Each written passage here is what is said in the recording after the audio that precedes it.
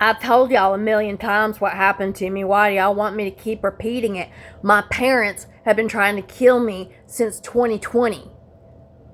They want me to die by my own hand. And when I was in so much pain because they paid a doctor to not treat me, to misdiagnose me and not treat my pain, and all I could do was lay in bed because I couldn't walk because it hurt so bad and I couldn't work and I had absolutely no quality of life. And I told my dad, hey, look, I'm taking your Jeep to Concord. I'm going to the ER because I don't want to live anymore. You know what he said? Who gives a shit? That's what he said about me wanting to end my life. So there's that. And then I had a stroke by a steroid injection by Dr. Goval and Iredale Memorial. When I called EMS that weekend, I wasn't breathing.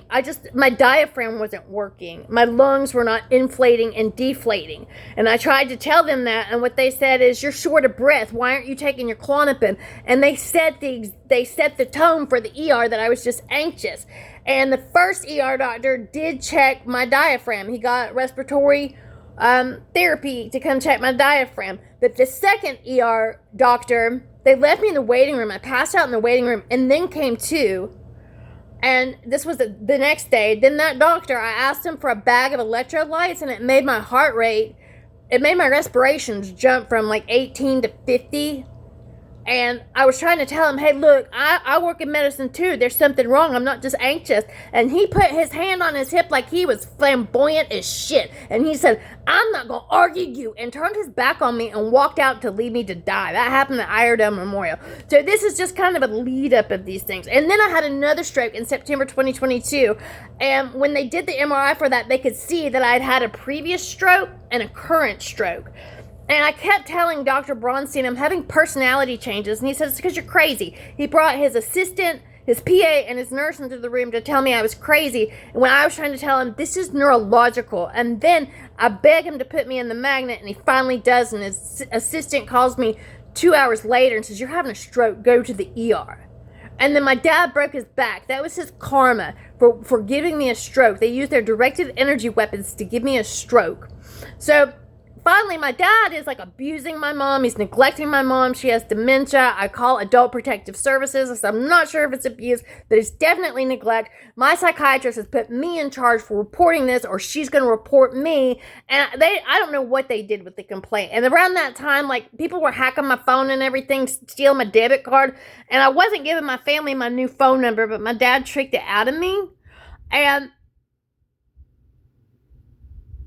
like, I had to go away from them. They're such fucked up people. They're such fucked up, abusive, mean people. And I had to get away from them. And so I moved out on my own. They turned my children against me. They got together with my ex-husband, Brian Lovell, who they hated when the kids were little. And they convinced my kids to take a blood oath in 2016, when they were only 15 and 16 years old, to kill me for fame and fortune. They're Illuminati. My family's Illuminati. So my daughter tried to kill me when I lived with her with poison.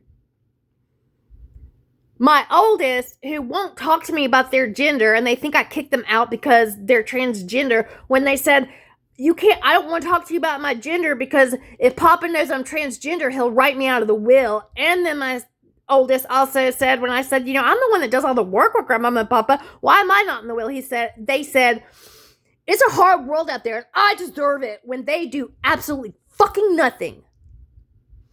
But the reason I kicked my oldest out, I didn't. I gave them a choice. They were coming home at 3, 4 in the morning. I wasn't expecting them, and I was thinking it was an intruder.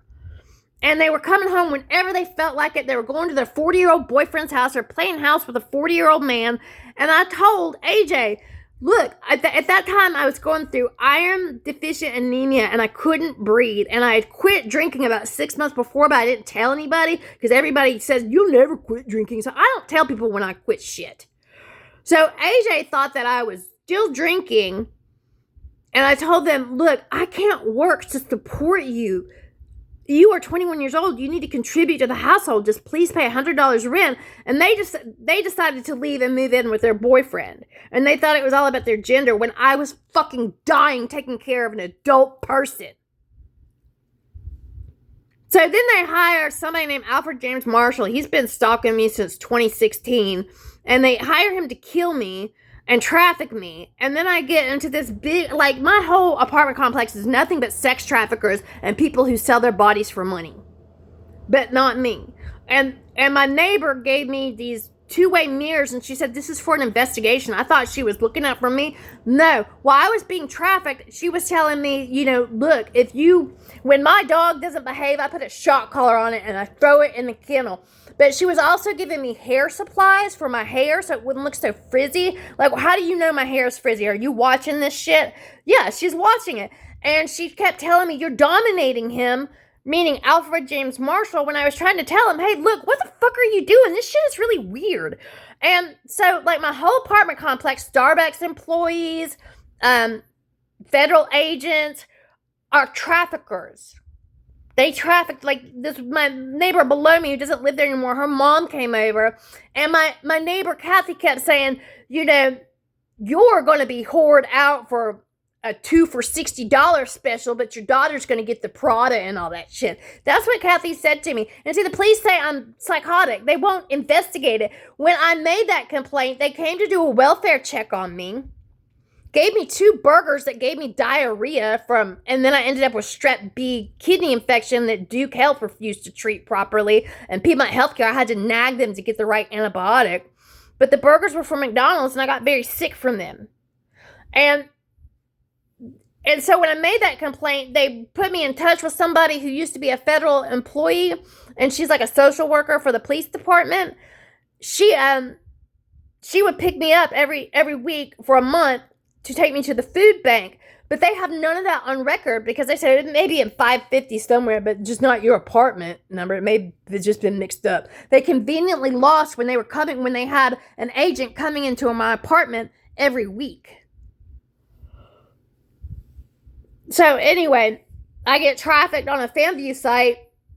This man steals my intellectual property. He makes OnlyFans of my face in AI with multiple men. I've yet to find these OnlyFans, but I'm going to, and I find it interesting that the owner of OnlyFans died when I go to report all this. But I don't think he's dead.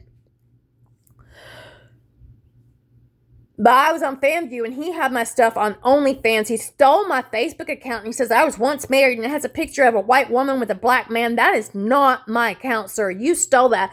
And he catfishes people as me. So everybody fucking hates me because they think that I'm doing this weird shit online that he's doing by stealing all my accounts and making AI porn of me, which is why I won't be with Elon Musk because he's complicit.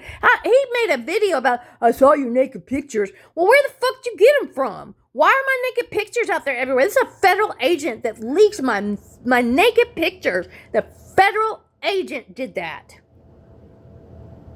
And he's crazy. He's got schizophrenia and everybody knows it, and they know stalking leads to murder. And the people who actually know who he is, because I think he gave me a fake name and I don't know where he lives, they're not getting him the psychiatric treatment he needs. He could kill bunches of people, not just me, you weirdos.